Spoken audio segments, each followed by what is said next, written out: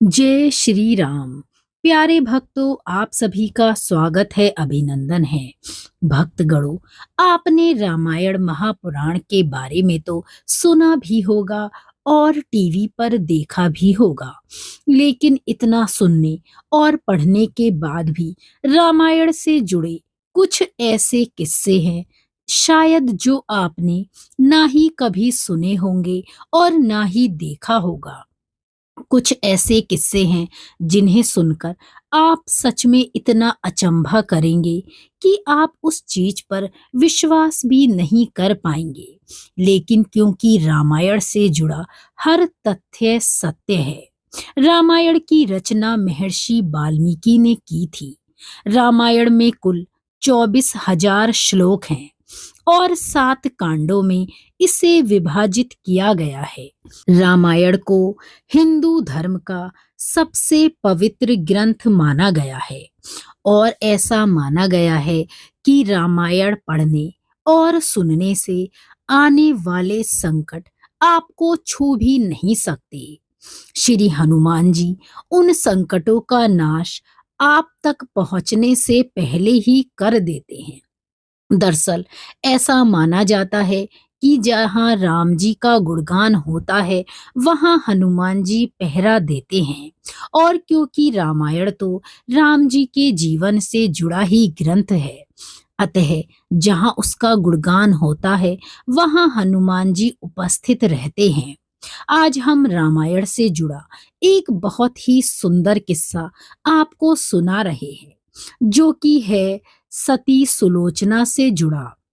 सुलोचना कौन थी ये तो आप जानते ही होंगे।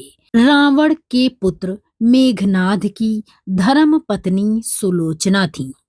उनकी एक बेहद ही सुंदर कहानी, उनके जीवन का एक बेहद ही महत्वपूर्ण और दुख से भरा पहलू आज हम आपके सामने एक कथा के रूप में सुना रहे हैं। आपसे निवेदन है, विनती है, इस कथा को पूरा सुनिए, मन लगाकर सुनिए, तभी आपको पता चलेगा कि इतने बड़े राक्षस की पुत्र वधू कितनी सुंदर, सती और कितनी पतिव्रता धर्म को निभाने वाली थी।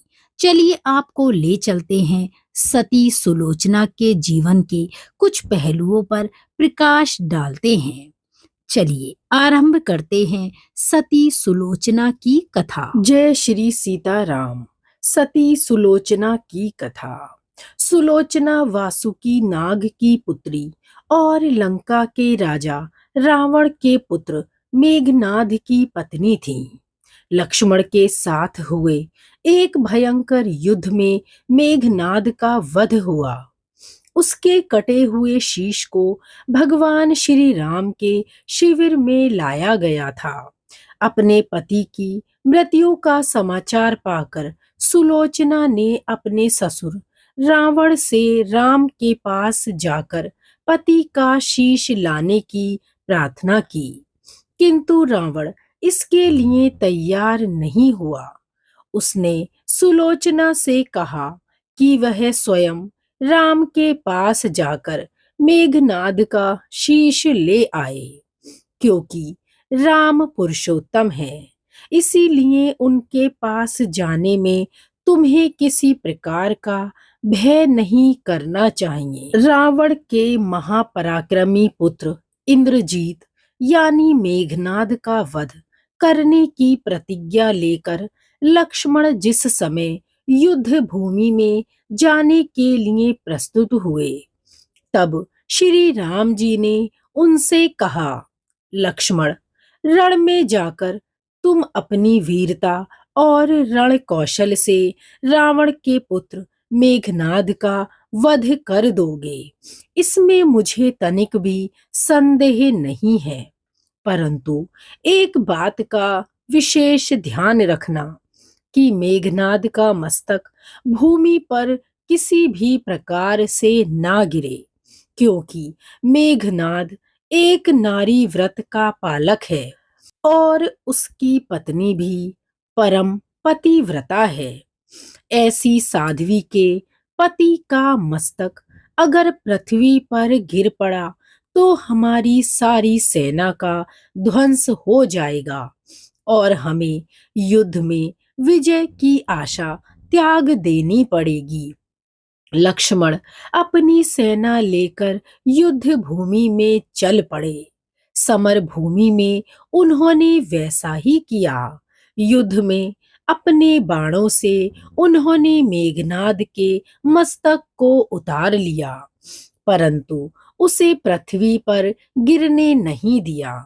हनुमान जी ने उस मस्तक को रघुनंदन के पास लेकर आ गए। जब लक्ष्मण जी ने बाणों से मेघनाद पर प्रहार किया, तब मेघनाद के शीश को हनुमान जी ने अपने हाथों से उतार लिया और उसी मस्तक को रघुनंदन के पास लाया गया। मेघनाद की दाहिनी भुजा आकाश में उड़ती हुई उसकी पत्नी सुलोचना के पास जाकर गिरी। सुलोचना चकित हो उठी।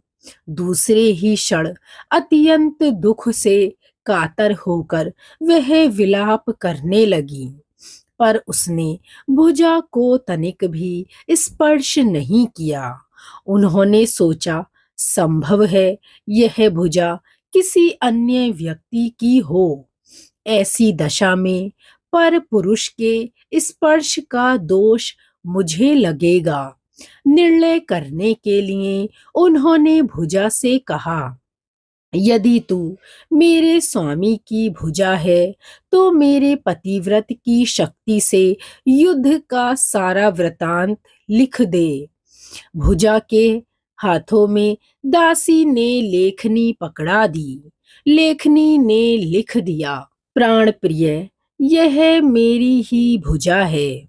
युद्ध भूमि में श्री राम के भाई लक्ष्मण से मेरा युद्ध हुआ।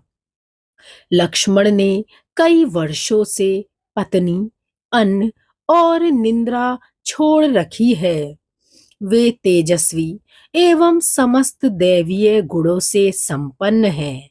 संग्राम में उनके साथ मेरी एक भी ना चली।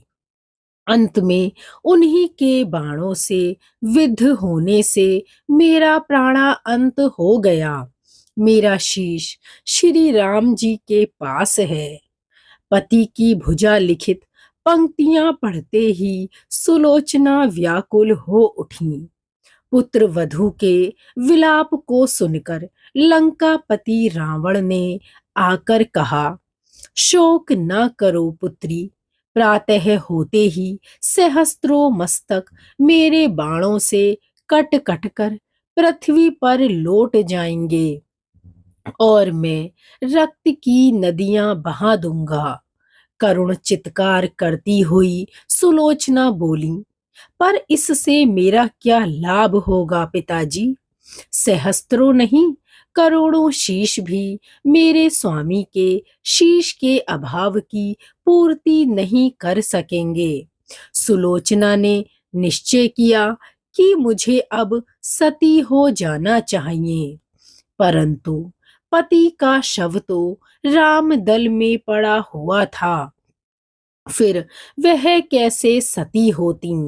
जब अपने ससुर रावण से उसने अपना अभिप्राय कहकर अपने पति का शव मंगवाने के लिए कहा, तब रावण ने उत्तर दिया, देवी, तुम स्वयं ही राम दल में जाकर अपने पति का शव प्राप्त करो। जिस समाज में बाल ब्रह्मचारी हनुमान, परम जितेंद्रिय लक्ष्मण तथा एक पत्नी व्रती भगवान श्री राम विद्यमान है, उस समाज में तुम्हें जाने से तनिक भी डरना नहीं चाहिए। मुझे विश्वास है इन स्तुत्य महापुरुषों के द्वारा तुम निराश नहीं लौटाई जाओगी। सुलोचना के आने का समाचार सुनते ही श्री राम खड़े हो गए और स्वयं चलकर सुलोचना के पास आए और बोले, देवी, तुम्हारे पति परम योद्धा, अनियंतम योद्धा और पराक्रमी थे। उनमें बहुत से सद्गुण थे, किंतु विधि की लिखी को कौन बदल सकता है। आज तुम्हें इस तरह देखकर मेरे मन में पीड़ा हो रही है। सुलोचना भगवान श्री राम की स्तुति करने लगी। श्री राम जी ने उन्हें बीच में टोकते हुए कहा, देवी, मुझे लज्जित ना करो। पतिव्रता की महिमा अपार है, उसकी शक्ति की तुलना नहीं है। मैं जानता हूँ कि तुम परम सती हो और तुम्हारे सतीत्व से विश्व भी थर्राता है। आपने स्वयं यहाँ आने का कारण बताओ। बताओ कि मैं तुम्हारी किस प्रकार सहायता कर सकता हूँ। सुलोचना ने अश्रुपूर्ति नयनों से प्रभु की ओर देखा और बोली, राघवेंद्र, मैं सती होने के लिए, अपने पति का मस्तक लेने के लिए यहाँ पर आई हूँ। श्री राम ने शीघ्र ही ससम्मान मेघनाद का शीश मंगवाया और सुलोचना को दे दिया। पति का छिन्न शीश देखते ही सुलोचना का हृदय अत्यंत द्रवित हो गया। उसकी आंखें जोरों से बरसने लगी। रोते रोते उसने पास खड़े लक्ष्मण की ओर देखा और कहा, सुमित्रा नंदन, तुम भूल कर भी गर्व मत करना कि मेघनाथ का वध मैंने किया है। मेघनाद को धराशायी करने की शक्ति विश्व में किसी के पास नहीं थी। यह तो दो पतिव्रता नारियों का भाग्य था। आपकी पत्नी भी पतिव्रता है और मैं भी अपने पति के चरणों में अनुरक्ति रखने वाली उनकी अनन्य उपासिका हूँ। पर मेरे पति देव पतिव्रता नारी का अपहरण करने वाले पिता का अन्न खाते थे। उन्हीं के लिए वे युद्ध में उतरे थे। इसी से मेरे जीवन धन परलोक सिधारे हैं। सभी योद्धा सुलोचना को श्री राम जी के शिविर में देखकर चकित थे, पर वे यह नहीं समझ पा रहे थे कि सुलोचना को यह कैसे पता चला कि उसके पति का शीश भगवान श्री राम के पास है। जिज्ञासा शांत करने के लिए सुग्रीव ने पूछ ही लिया कि यह बात उन्हें कैसे ज्ञात हुई। मेघनाद का शीश श्री राम के शिविर में है। सुलोचना ने स्पष्टता से बता दिया कि मेरे पति की भुजा युद्ध भूमि में उड़ती हुई मेरे पास चली गई थी। उसी ने मुझे लिखकर बता दिया था। व्यंग्न भरे शब्दों में सुग्रीव बोल उठे, निष्प्राण भुजा यदि लिख सकती है, फिर तो ये कटा हुआ सिर भी हंस सकता है। श्री राम ने कहा, व्यर्थ की बातें ना करो मित्र। पतिव्रता के महात्म्य को तुम नहीं जानते। यदि वह चाहे तो यह कटा हुआ सिर भी हंस सकता है। श्री राम की मुख कृति देखकर सुलोचना उनके भावों को समझ गईं।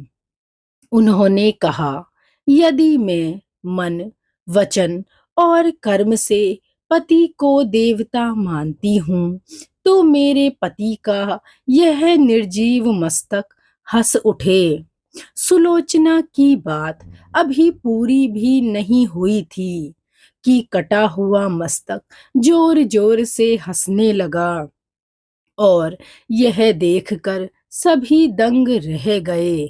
सभी ने पतिव्रता सुलोचना को प्रणाम किया।